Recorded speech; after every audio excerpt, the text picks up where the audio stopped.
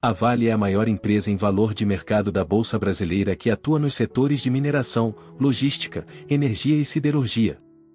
Foi criada como estatal em 1942, durante o governo de Getúlio Vargas, para exploração de ferro em Itabira, Minas Gerais. Me chamo Lucas e seja bem-vindo ao canal Mente Empreendedora. Saiba nesse vídeo um pouco mais sobre a história da empresa Vale do Rio Doce. O caminhar da Vale começa antes do seu nascimento oficial. Podemos dizer que a ferrovia é um ponto de partida. A história das locomotivas no Brasil começa em meados do século XIX, mais precisamente em 1852.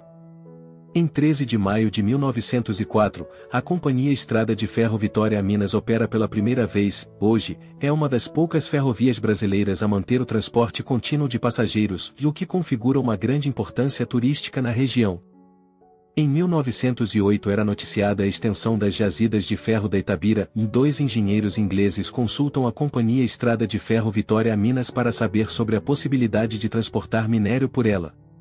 Com parecer favorável, eles organizam a Brasília Hematite Syndicate. Em 1909, a companhia solicita a alteração do traçado original da ferrovia.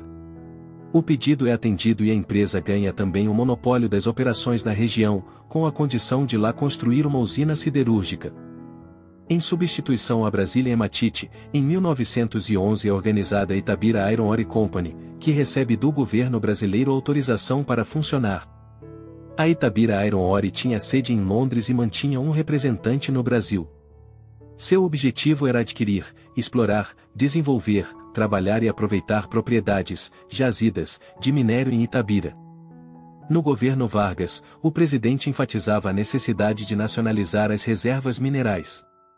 Após muitos pareceres, em 1939 o contrato da Itabira Iron Ore é declarado caduco, perde as concessões federais e estaduais de que era detentora, mas de acordo com o Código de Minas continua proprietária das terras e das minas de ferro de Itabira.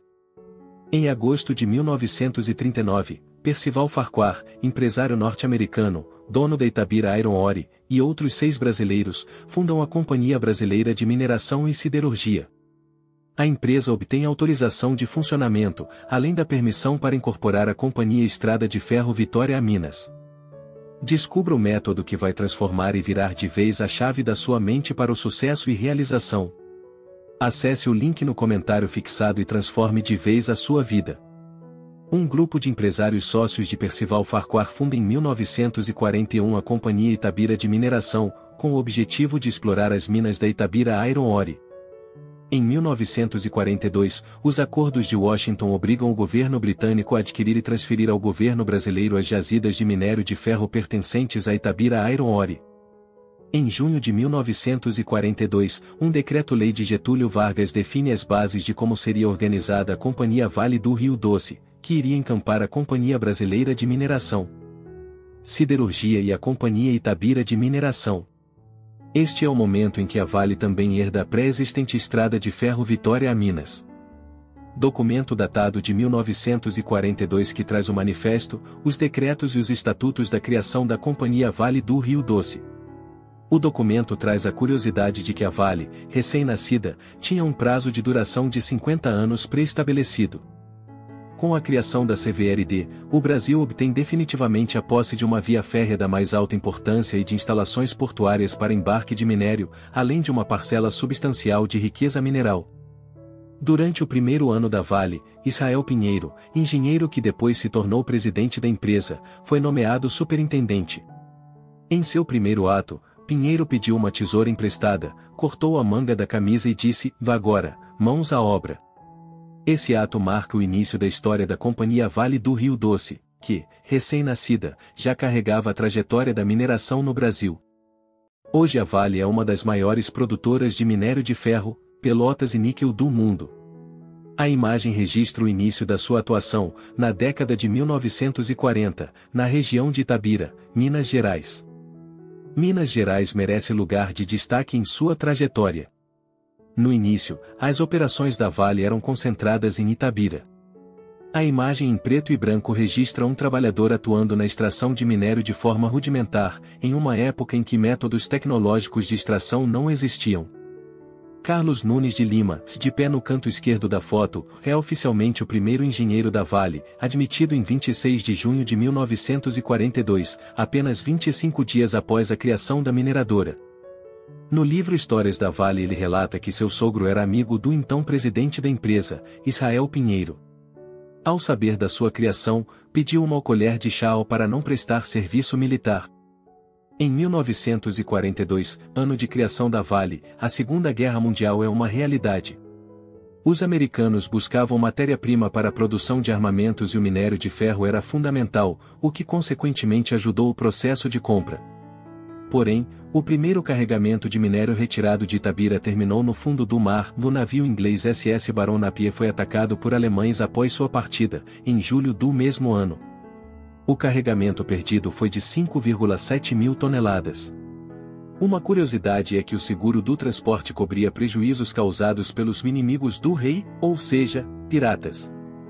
Em 25 de outubro de 1956, foram ali leiloadas as primeiras 716 ações da CVRD na Bolsa de Valores do Rio de Janeiro. Para a empresa avançar no cenário mundial, era necessário ter capacidade de exportar mais. Para isso, é inaugurado, em 1º de abril de 1966, o Porto de Tubarão, em Vitória, no Espírito Santo. A Reserva Natural Vale é fundada em 1951, em um momento em que a preocupação com a preservação do meio ambiente era pouco disseminada. Em 1978, a RNV se torna uma área oficialmente destinada à conservação e à pesquisa científica.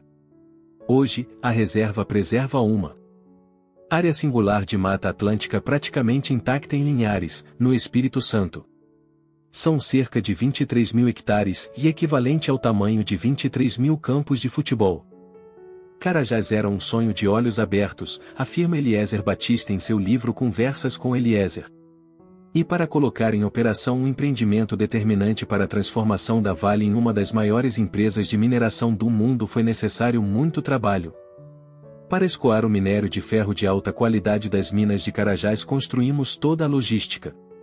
Em 1985 é inaugurada a Estrada de Ferro Carajás, ferrovia responsável por levar o minério até o terminal marítimo de Ponta da Madeira, no Maranhão, que também é construído e entra em operação em 1986. Às 15 horas do dia 6 de janeiro de 1986, uma segunda-feira, perdia-se de vista na Baía de São Marcos o navio Docepolo que zarpou levando toneladas de minério de ferro rumo ao Japão. O circuito Mina Ferrovia Porto do então o projeto Ferro Carajás estava oficialmente completo. Em 6 de maio de 1997, um martelo é batido e a Vale é privatizada. A Vale seguiu ampliando seus negócios internacionais e deu o primeiro passo para iniciar as exportações para a China, hoje o principal cliente da empresa.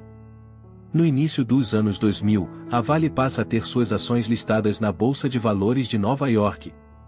A New York Stock Exchange é considerada uma das mais famosas instituições financeiras dos Estados Unidos. Em 2004, Vale inaugura a Mina do Sossego, a primeira operação de cobre da empresa. Que a mina de Brucutu, localizada em São Gonçalo do Rio Abaixo, Minas Gerais, entra em operação em 2006.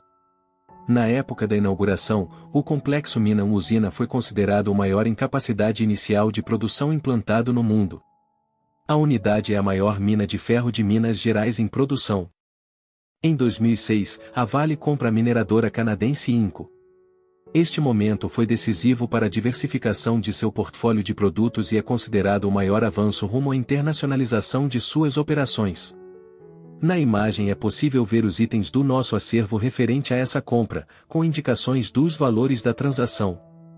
Com a compra da Inco e o avanço das nossas operações em outros países, é preciso consolidar nossa imagem como uma empresa global. Surge, então, em 2007, um nome, uma nova marca. Vale. A decisão levou em conta a força, a simplicidade e a sonoridade do nome Vale que é usado em diversos idiomas. Vale suspende o fornecimento de minério de ferro a produtoras de gusa que desrespeitem as legislações trabalhista e ambiental no Brasil. Em 2015 a empresa se envolveu em um escândalo que derrubou suas ações em cerca de 23%, com o rompimento de uma barragem controlada pela Samarco, joint venture com a anglo-australiana BHP Billiton. Em 2016, a Vale inaugura o Complexo S11 de Eliezer Batista, o maior empreendimento da história da empresa. A operação combina tecnologia de ponta, baixo custo e alta produtividade. Com o objetivo de reaproveitar o minério de ferro que ficava acumulado em pilhas formadas ao longo dos anos, surge o projeto Itabiritos. Em 2018, imensos caminhões fora de estrada, com capacidade para 240 toneladas, circulam nas vias de uma área de mineração sem um operador na cabine.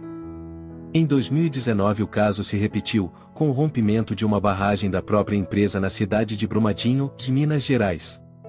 Na ocasião, ela perdeu 72 bilhões de reais em valor de mercado. A Vale está listada na B3 com ações ordinárias, Vale 3, e está presente também no mercado fracionado, Vale 3F.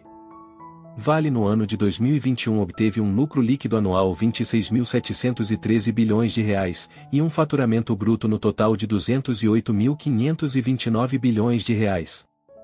Se gostou desse vídeo, não deixe de dar o seu gostei e se inscrever no canal. Assim você me ajuda a saber se está gostando do conteúdo criado para vocês. Até o próximo vídeo.